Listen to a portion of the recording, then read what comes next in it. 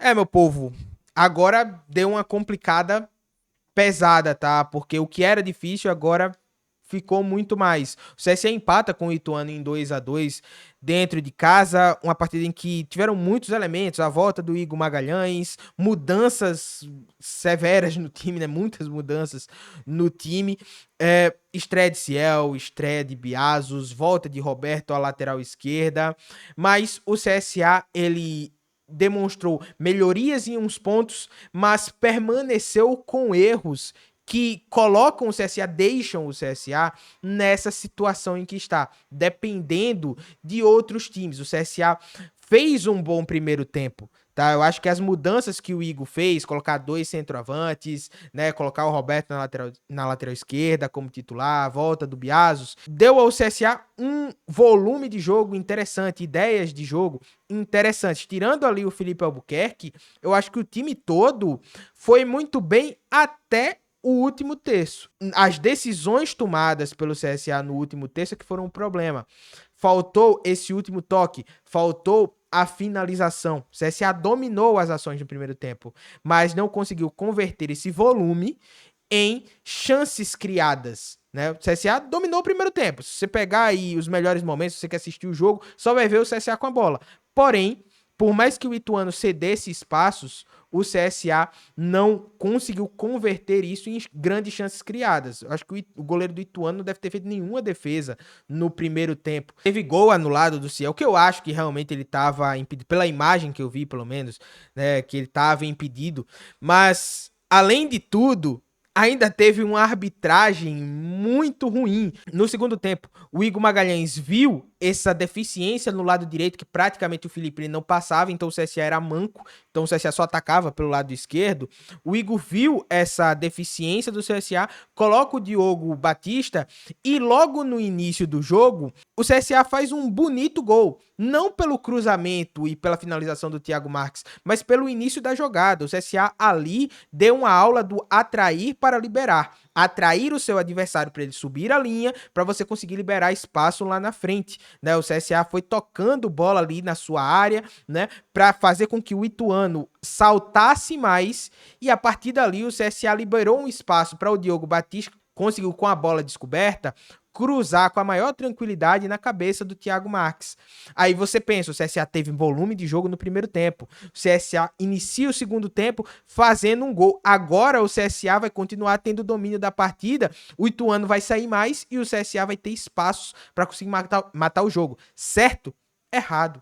O CSA voltou com erros, vícios que passou o ano inteiro. O CSA fez o gol e aí recua todo para o seu campo de defesa. Aceitou o Ituano o tempo inteiro, tá? Depois que tomou o gol, o CSA aceitou as investidas do Ituano, não conseguia mais sair de trás até o momento que toma um gol de cabeça, né? O jogador do Ituano cabeceia sozinho dentro da área. Ali eu posso citar o Eduardo Biazos, mas também me chama muita atenção que no jogo inteiro, e não é só nesse jogo, o Gabriel Félix, ele fica o tempo inteiro embaixo da barra. Ele não sai de forma alguma. E assim como todo o time foi indo para trás e demonstrava essa insegurança após o gol, o Gabriel Félix gritou insegurança, tá? Porque não foi só no lance do segundo gol que para mim ele sai muito errado, mas antes disso, umas 2 ou 3 bolas ele já tinha demonstrado isso e poderia ter entregue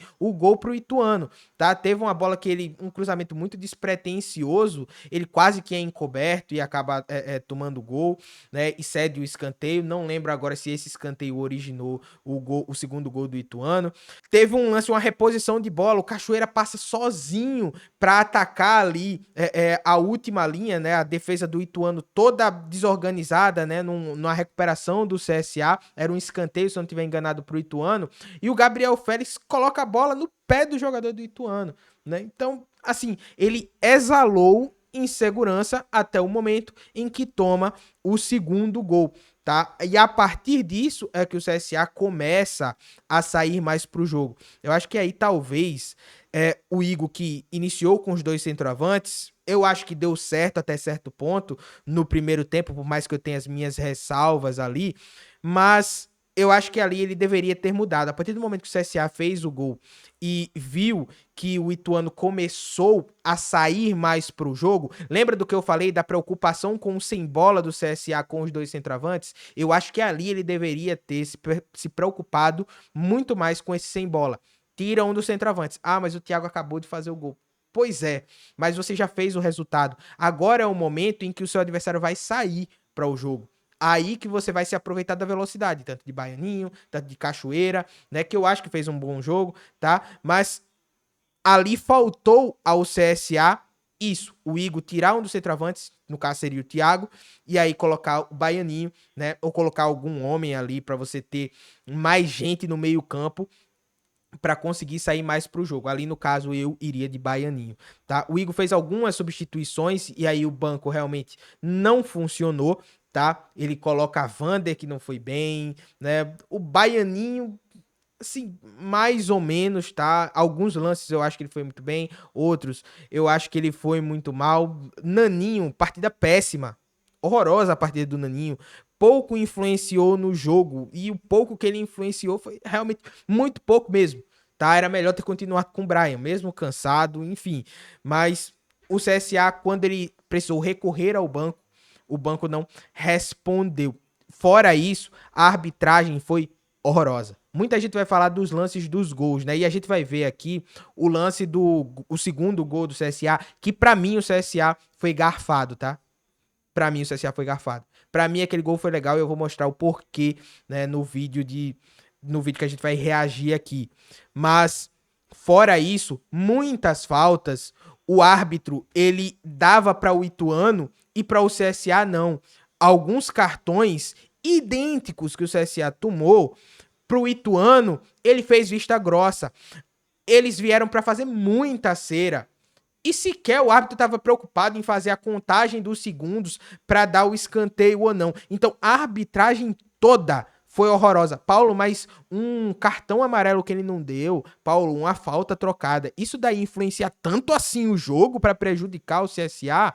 O CSA não é o culpado? Eu não tô dizendo isso. Eu não tô dizendo que o CSA não é culpado. O CSA foi todo para trás. Eu expliquei isso já.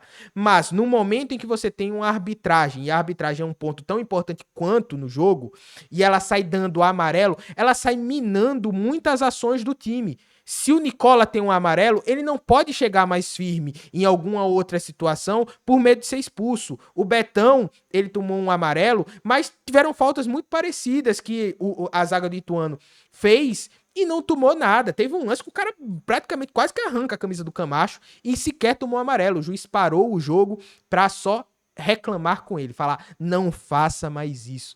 Então, essas coisas acabam prejudicando, picotando a partida. Então, assim, a arbitragem, tirando os gols, já teria sido muito ruim. Mas agora vamos ver o lance do gol anulado do CSA, o gol do vovô Ciel, né? Ele fez dois, mas nenhum dos dois acabou valendo. Só terminando aqui a análise da partida, o CSA, depois que tomou o segundo gol, volta a tomar as ações do jogo, né? O Mazola novamente faz o jogo dele, vai todo para trás, e o CSA vai na base do abafa para tentar fazer esse gol, né? E conseguiu um empate com o Betão de cabeça. O Cachoeiro ele consegue achar uma bola muito boa ali na cabeça do Betão, um cruzamento muito bem feito. O CSA empata, é todo o ataque, e aí ocorreu esse lance aqui. Espero que vocês estejam conseguindo. Ciel vem de trás, não foi impedimento. Vejam a bola que o juiz marcou falta. O Igor Bahia tá visando totalmente a bola. O jogador do Ituano se joga de cabeça para disputar o lance, de cabeça para baixo, e aí o Igor toca na bola. A direção do lance quem dá é o Igor Bahia. Esse toque de cabeça, que não, a imagem, querendo ou não, para mim ainda não é clara se realmente houve esse toque na cabeça do jogador, mas o Igor ele tá disputando apenas a bola. O jogador ele tá se jogando de cabeça para baixo no lance. Mas óbvio que a minha opinião ela não é absoluta, tá? Você me diz aí se você achou falta, se não achou falta, tá? Mas para mim o CSA foi muito prejudicado pela arbitragem, não só pelo gol, mas pela partida inteira. Tudo que o árbitro pôde fazer para marcar contra a favor do Ituano, ele fez. Não só no lance dos gols. Os gols são lances principais, mas em todo o decorrer da partida, sempre que o árbitro pôde picotar o jogo, sempre que o árbitro pôde dar um cartão amarelo a mais, fazer vista grossa aqui para o Ituano, ele fez. Então, sinceramente, a arbitragem foi horrível e sim, o CSA foi garfado dentro do estádio Rei Pelé, tá? Mas isso não exime o CSA da culpa, não. O CSA, como eu já falei, fez o gol, era para ter continuado a pegada, era para ter acontecido as mudanças, substituições,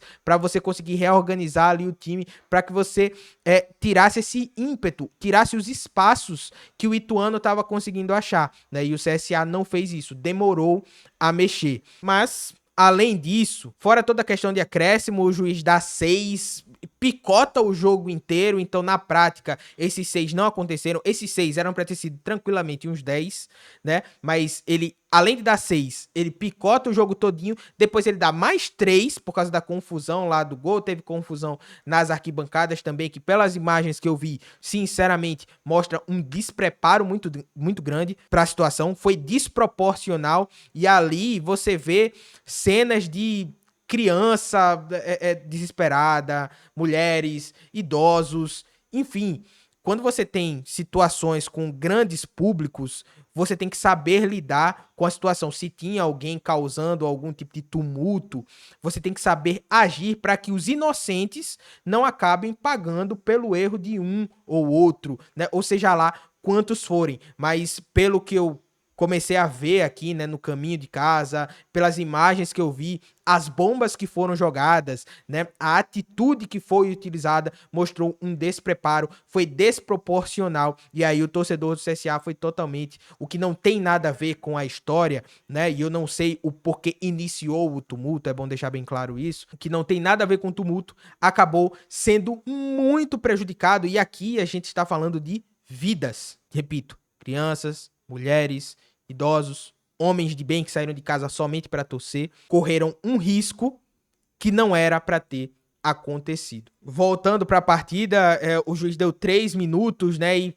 teve um lance com o Baianinho, teve um choque entre o Baianinho e o Dalpian, muitos torcedores pediram pênalti. Sinceramente, pelas imagens que eu vi, eu acho que foi um choque normal de jogo, tá? Não marcaria pênalti e também não marcaria falta no Dalpian. Ali foi os 3 minutos de acréscimo restantes que ele deu todo embora.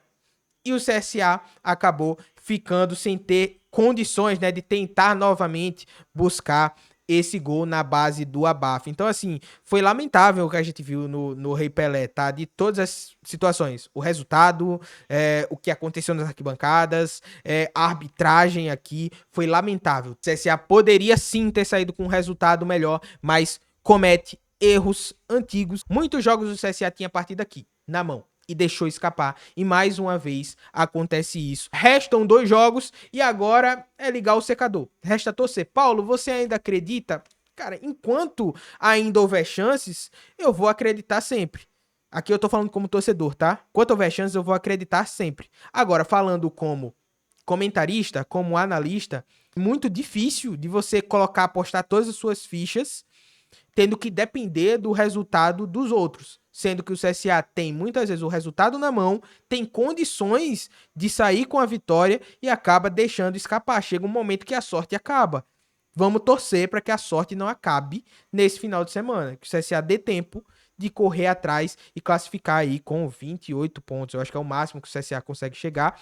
Tem 2 confrontos ainda, a Ponte Preta já está classificada, porque venceu o Itabaiana, e o Brusque, o CSA ainda vai enfrentar, e o Brusque ainda joga, tá?